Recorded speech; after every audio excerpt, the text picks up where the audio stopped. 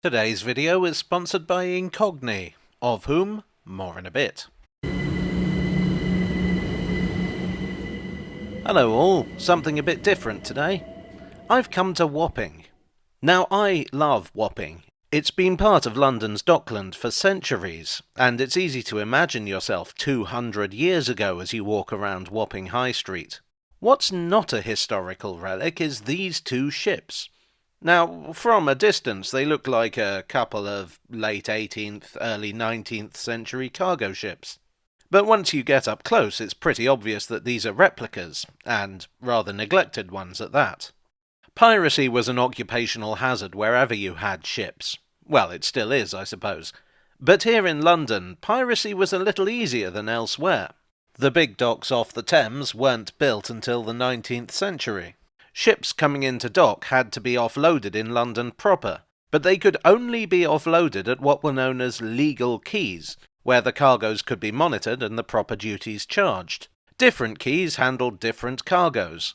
As the number and size of ships grew, so the River Thames became jammed with ships awaiting unloading, and that created a fertile ground for piracy. Well, it was easy. Often you could literally walk from quayside to ship to ship to ship, helping yourself as you went. There might be a watchman on duty on board ship, but a nimble gang of lads could easily outwit him. Where were the police? Well, the answer is they didn't exist. The concept of police was seen as kind of totalitarian, the sort of thing they'd do in France or somewhere. No, if you wanted to catch a criminal, there were three main ways of doing it. One was the hue and cry. Simply shout, "Stop thief," and rely on the mob to chase the ruffian down, apprehend them, and maybe rough them up a little. Another was the system of watchmen, not to be confused with the chaps on ships. These were the guys who would patrol each parish. They were typically retired soldiers, often elderly or wounded, and no match for a determined thief. And given how small each parish was, all a thief needed to do was outrun them for a few minutes and they'd be well over the boundary. And the third way was through the thief-takers, basically bounty hunters who'd track criminals down and turn them in for the reward. In practice, they were often gangsters themselves who'd weigh up whether the reward money was worth more than fencing the stolen goods, or use the process to deal with troublesome members of their own or their rivals' gangs. So none of these methods were exactly reliable. The government's solution was deterrence, by means of what was nicknamed the Bloody Code. In the 18th century, the number of crimes for which one could be put to death more than quadrupled. These new laws were often introduced on an ad hoc basis for specific crimes, so you could be put to death for such bizarre offences as kicking Westminster Bridge, being seen on the King's Highway with a sooty face, or impersonating an Egyptian. And of course, piracy. On the subject of piracy, let's talk about who's stealing your data. I mean, it's always been a good idea to practice good data hygiene online and not splatter your personal information all over the web, but here in the UK that's just become a lot more difficult. Enter this video's sponsor, Incogni. You see, in order to comply with the Online Safety Act, a lot of websites, even perfectly innocent ones containing valuable resources, are being forced to use identity confirmation, and that means handing personal data over to companies you don't know. What will they do with the data? How secure is it? Given that we seem to hear about data breaches all the time, I'm not very confident. Data breaches leave you open to everything from targeted spam emails to identity theft. Now, you can legally demand that companies delete your data, but they don't make it easy, because data is worth money to data brokers. That's why it's a good idea to have Incogni by your side. What happens is, you sign up, authorize them to go to work on your behalf, and they take care of all the legal mumbo-jumbo for you. I've been using it for years, and my inbox has never been cleaner. Viewers of this channel can get 60% off an annual plan by following the link below, which is also on screen, and using the code JAGO. So it's not only easier than ever before to keep your data safe, but it's cheaper too. So that's how you can fight back against data thieves. But let's go back to Wapping and find out how the government fared in the fight against the more interesting kind of piracy.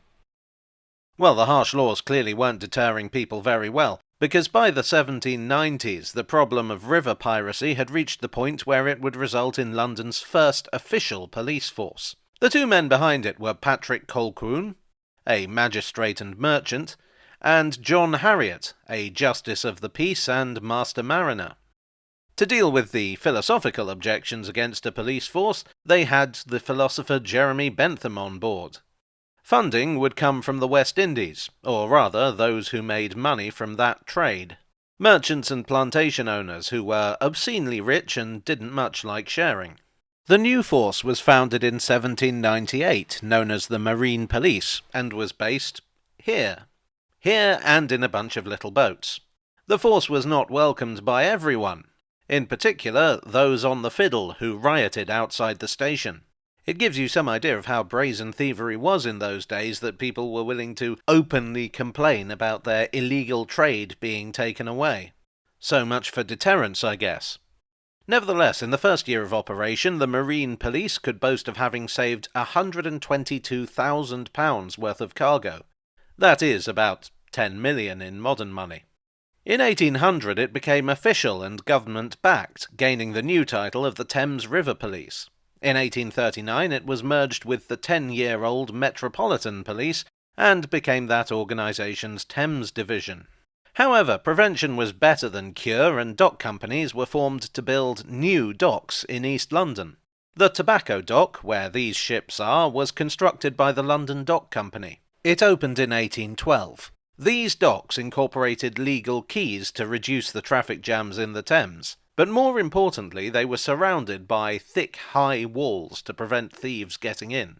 If you could keep an eye on the exit, it was that much harder for ne'er-do-wells to sneak anything out.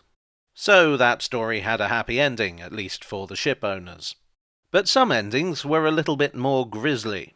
Wapping Riverside was the site of the execution dock. Now, I've encountered a number of suggested sites for it. The most popular one seems to be that it was about here at Swan Wharf. But I've also seen it suggested that it was at Wapping Station or at one of the pubs along here, the Prospect of Whitby, the Town of Ramsgate, or the Captain Kidd. Wherever it was, pirates caught at sea were brought to be hanged. Now, at the risk of getting gruesome, the crime of piracy was seen as so serious, I guess those West Indies merchants had some powerful friends, that the hanging was deliberately engineered to be as cruel, painful, and distressing as possible. It was carried out with a short rope to strangle the prisoner slowly. Then the body would be left dangling below the high water mark until 3 tides had passed. Then, if they'd been a really naughty boy, their body would be displayed in chains by the river. I've heard an interesting theory that the Isle of Dogs gets its name from this practice, dog being a common insult in the 18th century. It's not a particularly convincing theory, I just thought I'd mention it here. Probably the most famous rogue to depart this earthly realm here was Captain Kidd, after whom a local hostelry is named. The last hanging here took place in 1830, although the death penalty for piracy would not be officially repealed until 1998. So Wapping has a long history of piracy, and I look forward to the Disney film The Pirates of Wapping in due course. But that doesn't fully explain why these ships are here. What happened was this. The Tobacco Dock, like the rest of the Docklands, found itself unable to keep up with the increasing size of ships in the 1960s. The London Docks and St. Catherine Docks were early victims of the decline in trade, both being rather smaller than the later docks. Tobacco Dock lay derelict for over 20 years. Redevelopment would eventually come, and it was turned into a shopping centre. Its backers were pretty optimistic, believing that it would be a success on the level of the redeveloped Covent Garden. These ships were part of that, being intended as giant playgrounds for children with displays on piracy. Despite this, these ships are actually based on real vessels. The larger one, the Three Sisters, was a West Indiaman launched in 1788 at nearby Blackwall. West Indiamen were cargo vessels used on the trade routes to the West Indies, and that trade just keeps popping up in this video. This kind of ship was specifically designed to carry sugar, which was an enormously lucrative cargo at the time. King George III was once extremely peeved when visiting Weymouth to see a plantation owner's carriage that was gaudier than his own. It was also a controversial cargo, since until emancipation in 1833 it was harvested using slave labour. Consequently, the sugar trade was heavily targeted by the abolitionist movement. As for the Three Sisters, it would be lost in 1799 off the Isle of Wight. The smaller vessel is the Sea Lark. The original was a small American merchant schooner, originally named the Fly, and launched in 1811. If that was the year it was launched, it sucked to be its owner because it was captured by the Royal Navy in December that year. It was renamed the HMS Sea Lark and fitted with 10 guns. It had a rather distinguished career, capturing a French privateer vessel the following year and participating in the War of 1812.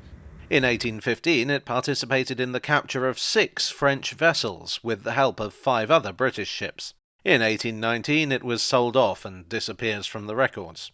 So neither of these replicas are actually based on pirate ships, although the Three Sisters would have feared them and the Sea Lark would have fought them.